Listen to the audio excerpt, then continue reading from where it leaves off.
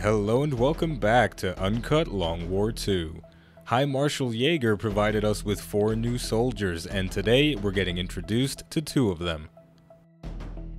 Our barracks are mostly filled with good-hearted individuals, even if some of them have violent tendencies. Today we're going to meet 2 soldiers with questionable backstories. Since the start of Xcom's resistance movement, we've accepted the fact that every recruit is a good recruit. Unfortunately, that ideology can be difficult to adhere to. Pona O'Hare was a member of the Irish Republican Army. Before the invasion, he was a wanted fugitive in Ireland for terrorist acts, assassinations, kidnapping, and destruction of several government institutions via the use of explosives. It's not hard to see why Pona is looked down upon even by other resistance members with questionable service records. Central Officer Bradford, a soldier and the most veteran member of Xcom, a government organization, has first-hand experience with the IRA and other terrorist groups and doesn't approve of their actions.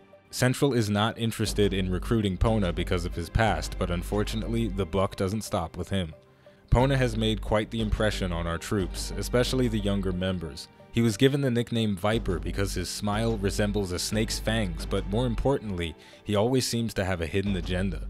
Most people that have worked with him always feel like he's going to stab them in the back, literally or metaphorically.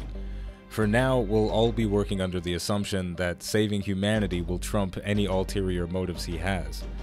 As a final note, Pona is requesting that if Advent is defeated and the old governments are reinstated, he wants to be absolved of his previous crimes.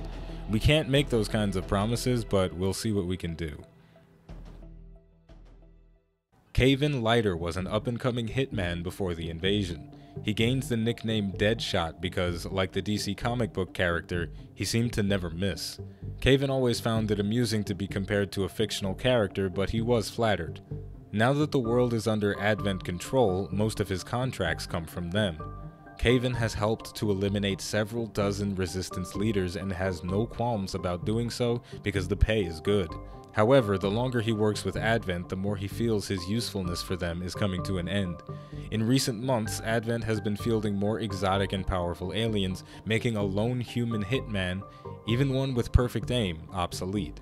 Because of this, Kevin devised a plan to separate himself from Advent and to make a lasting impression on Xcom to prove his new loyalties. What was supposed to be another by-the-books raid on a resistance group was transformed into an epic disaster for the aliens. Kevin provided an early warning about the raid, and in exchange, the resistance group would send him to Xcom. It was a bloody ambush, but Kevin's sniper support helped the resistance make quick work of the aliens. Now that he's part of our team, he's fighting on the right side, but arguably for the wrong reasons. Self-preservation and future profits are the only things that drive our newest sharpshooter. Most of the soldiers in our barracks never met a true hitman before, so they're hesitant about working with him. But Kevin's signature phrase, "Let's get down to business," helps to calm some people's frayed nerves. Alright folks, we're doing a guerrilla ops mission today, Operation Diamond Shield. Our objective is to destroy an alien relay. It is ranked difficult and our reward is 202 supplies, and we're countering a hidden dark event. The main reason I'm doing this particular mission is because it is the easiest out of the 3 options that we have today, and because we are in such a good position, I kind of just want to sit back and chill. You know, the Avatar project is well under control. I am not in need of scientists. I'm not in need of engineers. I don't even need supplies. So really, at this point, we're just kind of fucking with the aliens until we make contact with the next location so we can destroy another one of their facilities. So let's get out there and destroy an alien relay. Alright, for our squad composition today, first up we have Luca, Steel Lungs, Kagawa, and we also have the police outside ruining everything. So she is... Damn it. Damn it. It doesn't matter. It does matter. It's the fire department, actually. It's not the police today. It's the fire department. All right, the fire department is gone. First up, Luca Steel Lungs Kagawa. She is a specialist combat hacker medic hybrid. So she's got 3 med kits and the Skulljack to increase her hack rating, as well as the Magic Man Gremlin. Next up, Chen Lao, a shinobi. He's wearing the Mangler chest piece. That thing is still after a soul, but he's also wearing a new item that we made called the Plated Vest. This is increasing his armor by 1 and his health by 2. So he's going to be a bit extra tanky. He's also shaken up, which means if anything goes wrong, he's going to start panicking, so fingers crossed that we get a flawless mission today so that doesn't happen. Next up, his brother, Donnie the Dingus Lau. He is a gunner. He's got Talon rounds to increase his critical hit chance, the EMP grenade, which deals bonus damage to mechanical enemies. Then Rafael Campos is our sharpshooter for today. He's got armor penetrating rounds and a battle scanner. Then we have Candle Jack, another shinobi, using the Mimic Beacon as well as a normal exosuit with access to the rocket launcher. And finally, Morin, the Berserker. He is a ranger. He's got blue screen rounds, again, additional damage to mechanical enemies, and finally a mind shield to prevent him from panicking, because he is also shaken up. A lot of our guys, they get bruised up and they're like, hey man, you're not a good commander, I ain't going out with you no more. So we're going to prove today that we are in fact good commanders for our soldiers, so they will no longer be afraid to serve under us. Now let's get out there and destroy this relay. All right, let's do this.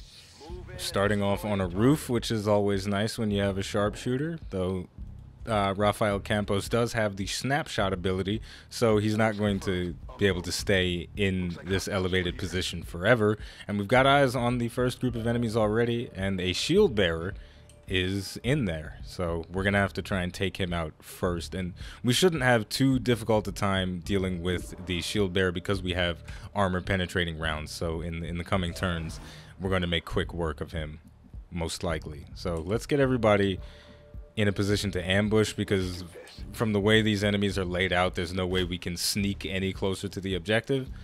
You know, sometimes the layout allows you to get a little bit closer before you're first engaged, but this is not one of those layouts. So let's get everybody moved up and ready to fire. Boom, boom, boom. There's a whole bunch of full cover around here as well, so that feels pretty good, though I think we have just exhausted the final piece of comfortable full cover, so we'll move some people into half cover, and then we'll end up the turn. But man, this was over the course of the most recent weekend, you know, if you're watching this on the day it came out, man, I didn't do shit. And it feels good. It really does feel good to not do anything over the weekend. Like I try not to do that all the time, but every once in a while I just have these moments where I say, you know what, it's Saturday, fuck everything, I ain't doing nothing. And you know, there's always this weird feeling of good and bad with that, because it's this sort of oh man, I could be more productive, and I could be bettering my life. I could go to the gym today. I could feed a homeless puppy or something. And you know, there's so many things that you could do, but you're just sitting around watching Netflix. And we just gave the Berserker threat assessment, and that's what that's gonna do, is it's gonna save him some action points. So because I gave him threat assessment and didn't put him on Overwatch manually, after the Overwatch ambush triggers, he's still going to have action points to use. So that's a cool thing that you can do with that ability. If you do play Xcom, that's just something cool that you can do. And to finish this off, we're going to Overwatch with Steel Lungs Kagawa, our specialist, and we will start off by opening up on the Elite Shield Bearer. We have a chance, if we get a max roll and a crit, to kill it. So let's see if we get lucky. 50% chance to crit? I'm feeling confident about that. I'll take it. I'll take it. So the pod is going to activate. We do have a lot of guys on reserve, but we're not going to need them, because that pod is going to get swiftly taken out and the next group is going to activate. Unfortunately, we're not going to get to knock them off of the roof, because they're all going to come down off it. But there might be something cool that we can do with our remaining soldiers. So we'll see how this plays out. Let's see what we got here. But yeah, it was a weekend where I wasn't doing jack diddly squat. I just did absolutely nothing, and it felt bad and good at the same time. But it mostly felt good. You know, it's the same feeling that you get, or at least that I get when I eat ice cream. Right? I know ice cream is bad for you. Right? It's making you fat, giving you love handles, all types of stuff. But my goodness, ice cream is amazing. And it's the same as, you know, just lounging around doing absolutely nothing. So we've got a 97% chance to hit this codex, and we have blue screen rounds, which means we are going to dookie blast it. One shot, one kill. What's the deal? That was a perfect kill right there. And now to finish it off, I could try some aggressive moves. Like I could run up to the elite trooper and fleece him. I could actually fleece both of these guys and most likely kill them, or if not kill them, severely damage them, which would be pretty nice. But that is a slightly risky play. But you know what? I shouldn't take unnecessary risks right now. I really shouldn't, especially with Chen Lao, because he's shaken up. And the goal to remove this shaken status, it happens if you send a soldier on too many missions and they get shot on too many missions. And to remove it, you have to send them on a mission where they don't get shot. And moving him, well, fuck it. Let's just go. It's going to break his concealment, which is unfortunate, but he does have the conceal ability, so he could regain that and return to being our designated scout type unit. So there we go. I think it was worth it. And we'll use our other Fleece from Candle Jack to eliminate the Guardian. It's a guaranteed kill. Feels good, man. Feels good. But over the course of this weekend, where I was doing absolutely nothing, I was actually doing something. I was playing Final Fantasy XIV through a lot of it, and that is a game that I have appointed as the best modern MMORPG. And we have a Sectopod and 2 Sidewinders in the first group that we reveal, and is that the only other group of enemies on the map? Yes, for now it is. Yes, for now it is. I'm wearing headphones, and you guys probably didn't hear it, but I heard a Chrysalid, so the only enemies that are left on the map are Chrysalid, Sidewinders, and the Sectopod. So nothing too crazy. If we can get the Sidewinder in a trap, or get it caught in some overwatches, that'll be pretty cool. But if not, we have the tools to deal with it. So I'm feeling good about the way this mission is going so far. But yeah, I was playing Final Fantasy XIV, best modern MMORPG, but at the same time, it's a classic MMO because it is a tab targeting thing. For anybody that doesn't play a lot of MMORPGs, tab targeting is a subgenre of MMO in which the primary way you fight enemies is by pressing tab to cycle through the enemies that are visual, and then you attack them with your hotkeys. And I'm doing a very bad job of explaining what an MMORPG is with tab targeting, but I'm sure you guys probably know. If you're watching a gaming YouTube channel, I have no doubt that you know a little something about video games. So, yeah, it's a classic MMO in that sense that it's tab targeting, but it is a modern MMO in the sense that it is visually appealing, right? For example, if you look at World of Warcraft, it is, I think 2004 is when World of Warcraft first came out, and it's still going strong. It still has millions of people playing it, but it looks like shit. It looks like it came out in 2004, and we got 2 strong boxes, an expanded magazine, and iron skin out of this. That's a pretty good haul right there.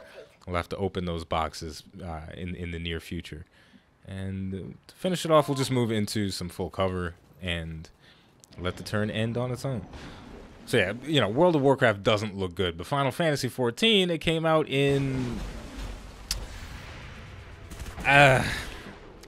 like 2010-ish. It's just around there. And the Sectopod is within range now. It's taking a shot at Chen Lao, but it is going to miss, thank goodness. So we're going to have to deal with that. And I believe it is charging its mega laser off screen, so we're going to have to move and deal with that. Boom, Luka Kagawa taking some shots, but she does have a med kit, so she'll heal herself right up, no problem there. Yes, the Sectopod is using its mega laser, so our options now are to we have to either kill it or stun it to sort of delay this process. And unfortunately, we might not be in range to get the EMP bomb onto it to stun it. So this might be a little bit. This might prove to be a little bit tricky.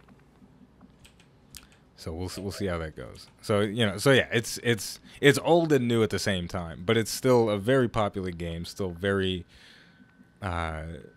stimulating visually and gameplay wise. It's stimulating as well. It's just an all around good game, especially if you like MMORPGs. It's a solid package, and they're coming out with an expansion pack, and oh baby, the hype train is so fucking real.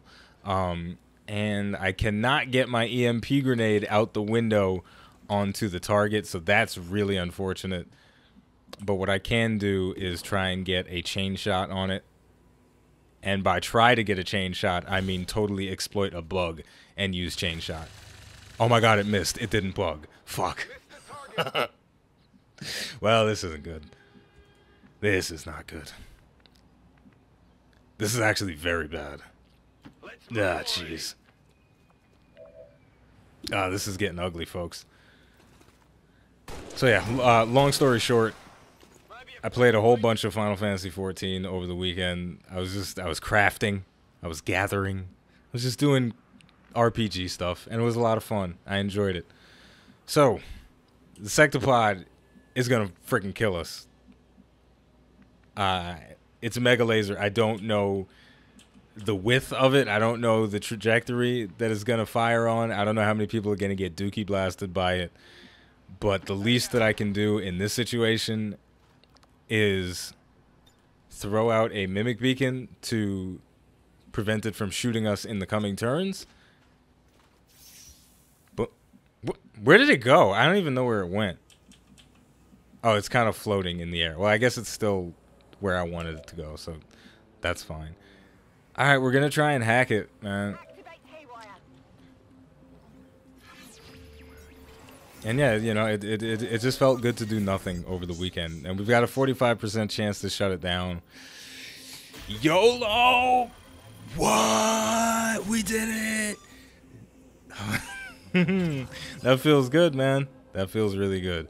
So it's not gonna fire its mega laser until it wakes up. So we've bought ourselves a little bit of extra time to get rid of this thing. So to finish it off, we'll move Rafael Campos on top of this roof. Give him a better vantage point on the sidewinders, and then that should... No, we still have Chen Lao. He can use Fleeshy on somebody, so that's what we're going to do. We're going to try and take out one of the sidewinders, and this one over here looks like the perfect candidate for that. So let's do it. Boom. Didn't kill it, but we did stun it. That is a bonus effect from the magnetic tier of swords. They have a chance to stun. The plasma tier of swords has a chance to set targets on fire. So they've all got pretty cool utility. And there is a chrysalid soldier on this mission. Confirmed. That thing is pretty scary. The mimic beacon taking a little bit of damage. So now we've got two very high priority targets that we need to deal with very quickly. So let's get into it. Yeah, I suppose my advice for the day is if you do have a chance, if you're sitting around on the weekend and you have an opportunity to just do absolutely nothing, even if you could be doing something, sometimes just take the weekend off, man. Just enjoy it by doing absolutely nothing. You'll feel bad in the moment. You'll feel like you're a fat slob wasting your life eating ice cream as it dribbles onto your fat, hairy stomach. But at the same time, when the weekend is over, you're gonna feel slightly revitalized. You're gonna feel like you can take over the world, and it's gonna be really nice. And so now that thing is shut down, we have to find a way to wombo combo it, and I don't think there is a way for us to wombo combo it.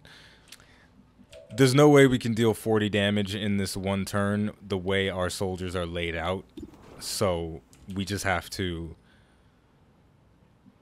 We have to do the best we can to get as much damage as possible I'm thinking capacitor discharge will be a good option for that. So I'll move Luca up into that blue position first, but then before I do that, I'm gonna take the first shot with Donnie Lau. I'm gonna shred off some of its armor. Matter of fact, yeah, I'm gonna take the first shot with Donnie Lau. I think I have an idea here, guys. I think I have a plan. The first shot shreds 2 points of armor, deals 5 damage, and Traverse Fire is a new ability with Donnie Lau. If his first, after taking a standard shot with your primary weapon, with your first action, you may take an additional non-movement action. So, because that was a shot with my primary weapon, I get to take another shot. So it's essentially as if I'm getting chain shot on every single turn.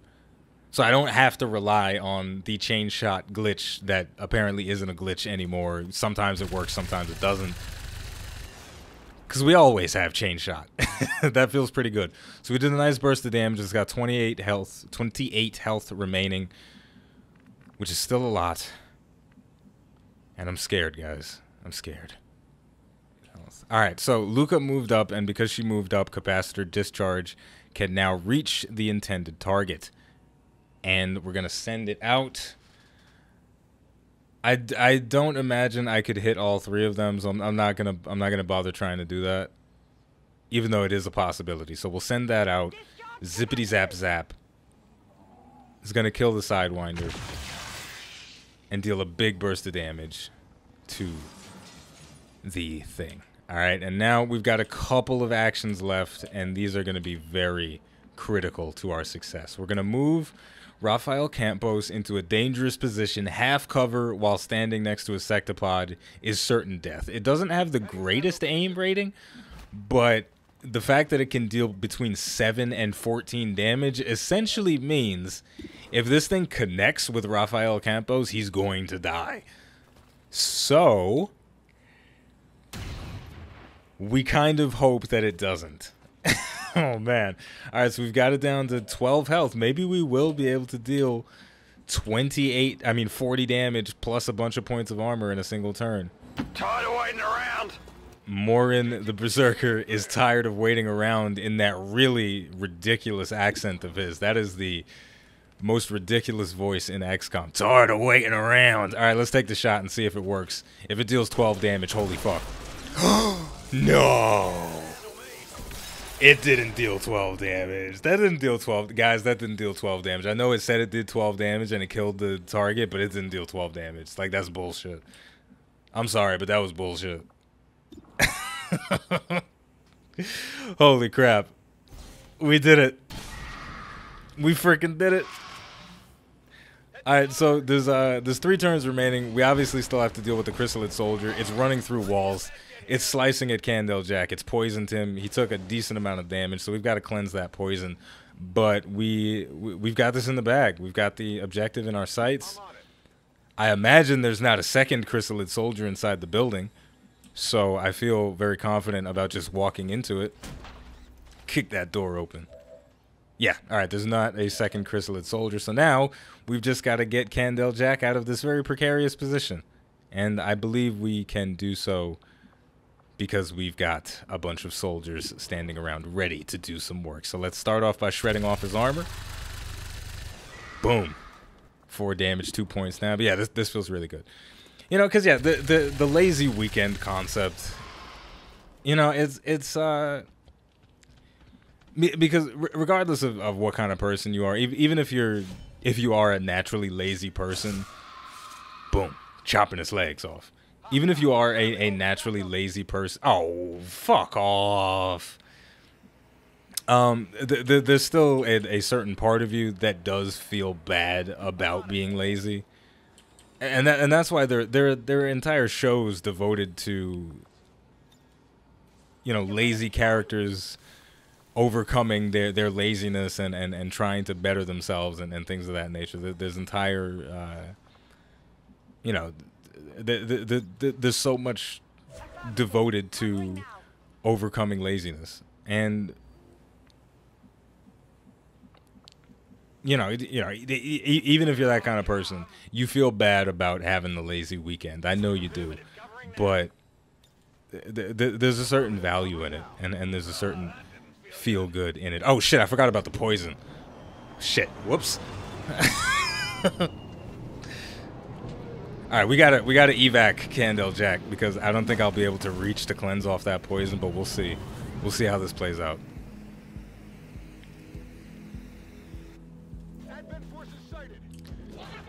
But yeah, but again, this is pretty much in the bag.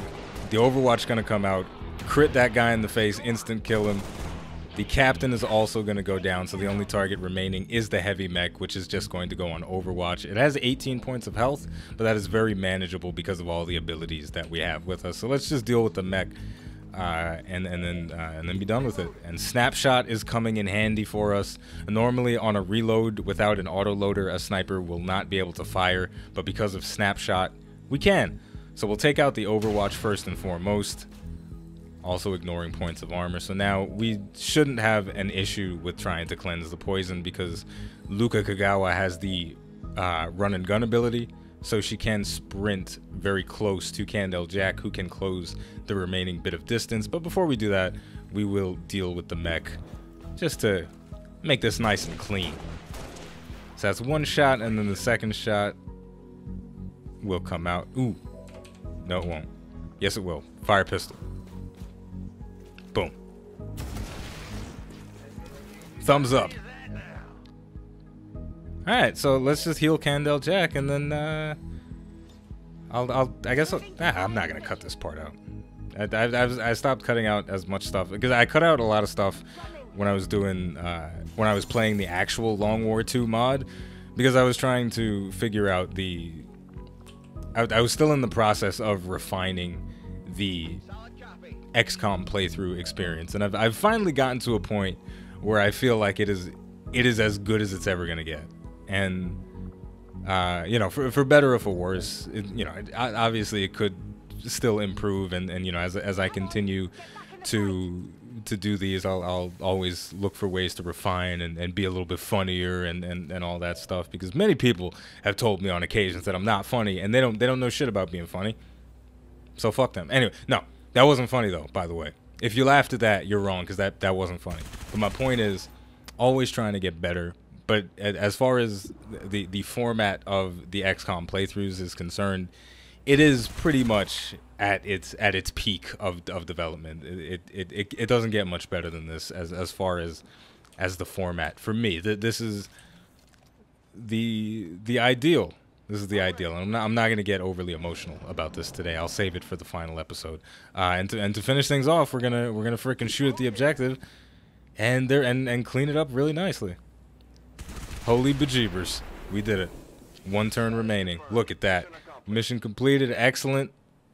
I do believe we removed the shaken status from 2 guys. Feels good, man. It feels good. I'm ready to take on the world. I am ready to take on the world. And it's all because I didn't do anything over the weekend. So I did have a little case of a little stomach condition, but I'll talk about that another time. Because it's not a long story, but what the hell? I'll leave you guys in suspense. Because this is something I've never talked about before. It's something deeply personal. I wonder how you guys will respond to it.